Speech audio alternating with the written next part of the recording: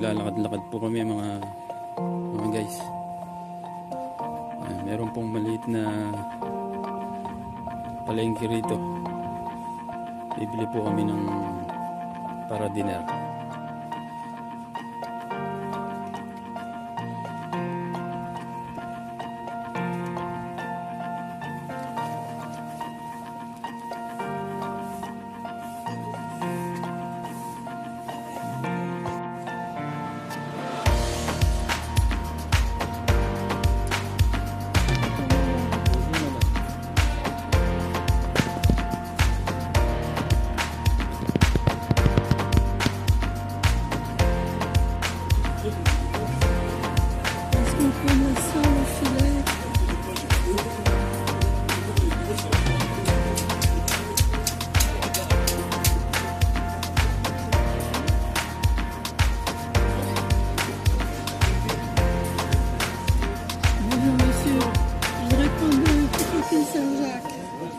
Ça va, monsieur?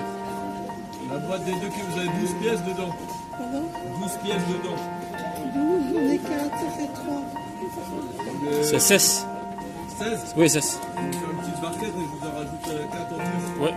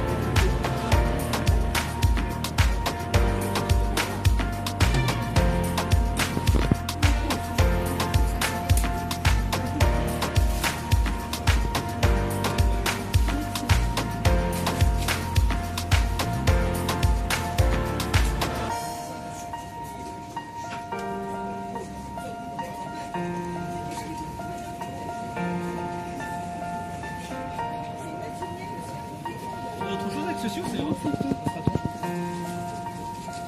êtes là pour venir mercredi, samedi? Non, juste le samedi.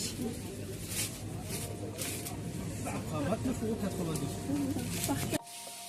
So yan guys, pinag-prepare na natin ng dinner yung ating alaga.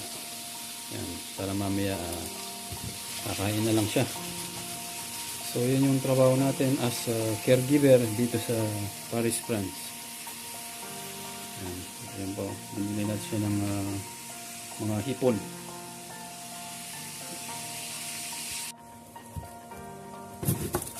So yan po, no, marami pong nagtatanong kung magkano daw ba yung sahod dito sa, magkano daw po ba yung sahod ng isang caregiver dito sa Paris, France.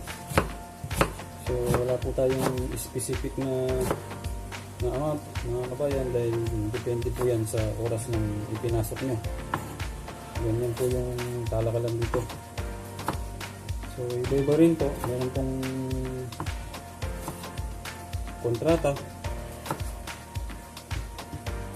at meron din po na per oras. So yun po, iba-iba po.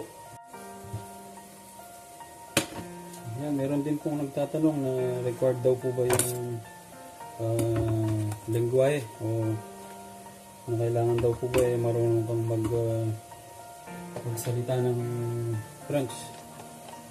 Hindi naman po.